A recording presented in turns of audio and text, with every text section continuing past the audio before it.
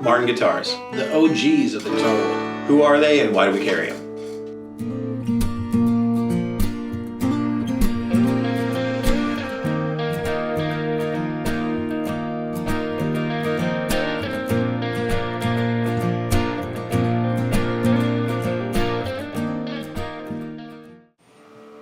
Hey guys, Scott and Taylor here at Edmond Music. I'm Scott. I'm Taylor.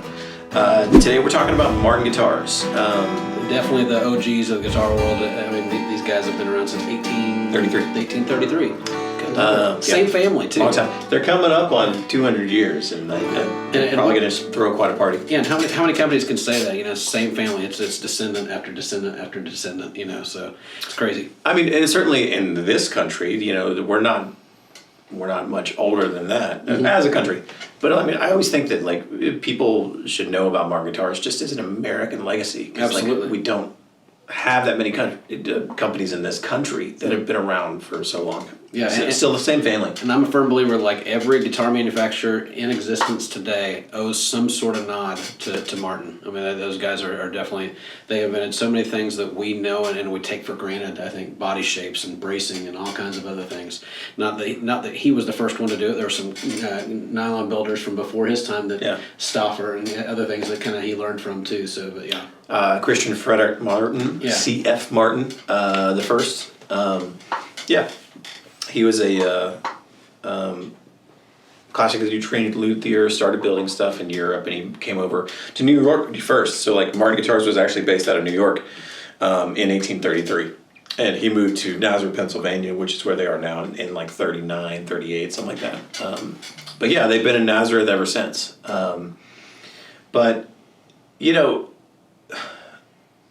they are just classic, and there's no other way to say it. It's like one of these companies that like everybody knows a Martin, everybody's played a Martin, because they've been, not only have they just been around that long, they've always been considered a premium brand for that long.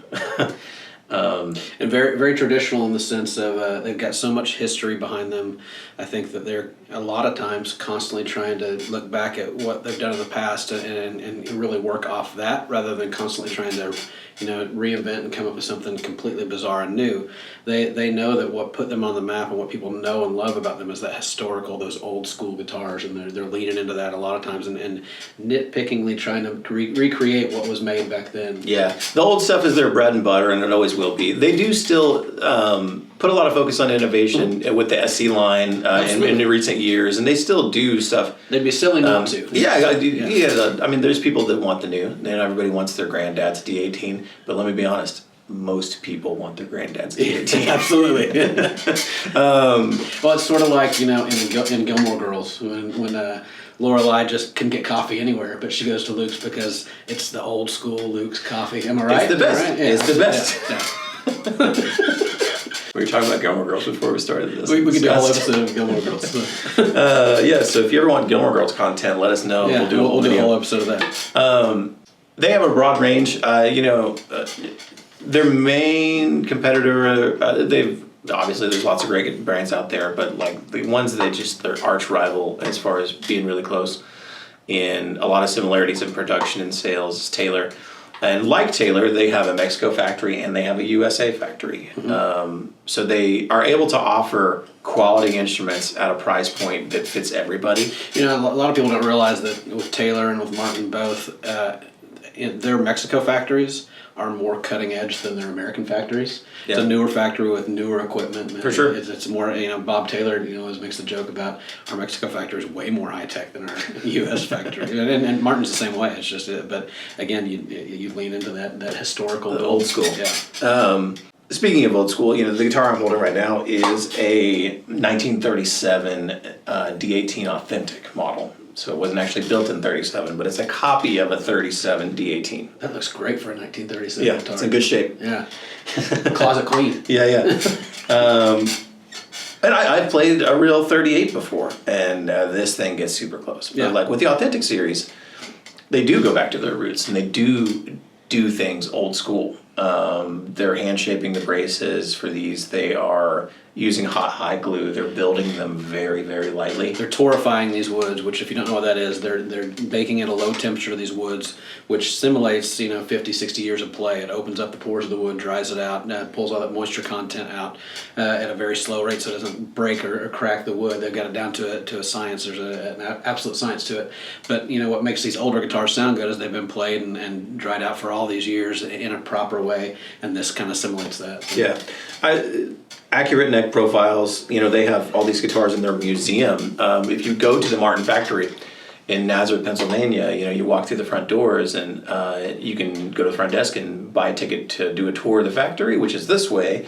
But if you go this way, there's a museum, and they have an amazingly curated museum. Crazy historical guitars that belong to people, guitars that are part of their historical, background. And Taylor and I both, in separate occasions, have been blessed with the opportunity to go in, and they shut down the museum for us and opened up the doors and just let us play all these great guitars. And it's nerve-wracking, It is. Somebody opens up a display case and here's a 41 D45 that we have insured for $500,000. But it's a great opportunity to actually feel, if you never have, the real deal. The guitars from the 30s and 40s that a lot of people, unfortunately, don't get the chance to ever actually feel one. I got to hold a guitar that belonged to Kurt Cobain. And Hank Williams. I played Hank Williams Sr. I think it's a 47 D18. That's a great guitar. I was like strumming chords on this guitar going, this is weird that they're letting me do this. I really like Hank's. Hank's D18 was good. It's funny you say that. If I got to choose any guitar in that museum, that's the one I would have taken home. But the Authentic series is a way for somebody to get something that's a little more accessible, that is honestly molecularly as close as you could possibly get. I mean, these things feel like the real thing, they sound like the real thing, and Martin still does it in the old way. They've still got a lot of the old equipment they're still using on some of this stuff. The old, you get to the older museum, where they originally built it, and there's the original rim presses and everything in there. It's crazy. Yeah. Absolutely terrible. 200 years of history, and that being said, they also new 2025 standard. This is an OM42. It sure is pretty. It is lots of pearl. But they're constantly tweaking things too. They've done several reimaginings of their standard series guitars over the past 12 years, 13 years, where they'll go in and say, okay, across the board on the standard series, we're gonna update this neck profile where it's a performing armrest taper, really comfortable, really modern feeling neck. But you know what we're gonna do? We're gonna do golden era scallop bracing on the body so that this thing just is closer bracing wise to a 1930s model, but you got that modern neck on it too. So you get the responsiveness, you get the balance, but you can zip up and down this neck, and it's not a hoss like the 37 Authentic is. The 37 Authentic, it's a nod to what those guitars were. We played differently back then. We played differently back then than we do now, and it would be blasphemous to put some modern neck on a 37 reissue. Oh yeah. So it's just on the standard series, they are keeping up with modern players' expectations, but still doing it in a classic way and super tastefully, and just they've got great people making those decisions. And so we can't say enough about them. I can't say enough about them. I at bed at night I read Martin history books. I'm such a big Martin guy. That they have the legacy, they have the innovation nowadays, but they also consistency too.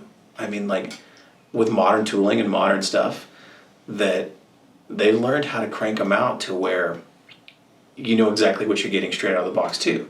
Now, it's still resonate a little differently than others with you, but as far as consistency of quality, it's amazing what they're doing. A cool thing to me too is as well, they have this huge nod to their history, and they're consistent in staying with that. They have, I think, one of the best custom shop programs ever. That they will do anything that I shouldn't say anything. Most anything that doesn't completely make it not a Martin. Yeah. I guess so. Yeah. But you got inlaid designs. You got a neck spec that you want. I mean, that they're very easily approachable through their custom shop program. We do a lot with the Martin Custom Shop. Jimmy Kleintop and the rest of the guys there are amazing to work with. They make it super easy. They make it super fun. We love doing customs with Martin, and it's a lot of fun. They're just amazing, and whether you want something great for a beginner or if you want a totally blinged out D45 custom with Brazilian rosewood and blah, blah, blah. The guitar you give to your kids. You can absolutely. Yeah. Yeah. I was really the first person in my family to play any instruments or any music or anything. And I always get jealous when we get customers coming here and they're like, yeah, this was my grandpa's. We talk about this all the time. I've never had anybody come up to me and be like, hey, Scott, your great grandfather played, a 1937 Martin that I just realized it's in the closet. Yeah, here's grandpa's old D28. Yeah. Unfortunate. I always get jealous yes. when we get customers to bring stuff in. They're like, yeah, this was my name. Like, oh, man. My grandpa was not cool. Right Somebody somewhere knew your grandpa and he was like, that man's cool. Yeah. I wish he was D28 cool. That's a different kind of cool. Yeah. But anyway, Martin guitars, again, we carry them because they are still, after 200 years, one of the highest quality guitars you can get. They're super consistent. They're accessible to everybody, whether you want a beginner guitar or a custom guitar, and we're proud to have them. I will mention, too, we're filming this October 2nd, 2025. October 23rd, if you're in the OKC metro area, we are having a Martin in-store event. So Martin's going to be here, a factory rep's going to be here. He's going to be here bringing some custom guitars. Really, really cool event that we're going to have to host. So if you're in the area and you see this, feel free to come on in October 23rd to Edmond Music here. Check out our social media for the details. And I definitely want to remind you guys, if you've got a guitar in mind, a Martin in mind that you've always wanted, that you dreamt up with maybe some different woods, give us a call. We'd love to help you spec out your perfect dream guitar. We absolutely will.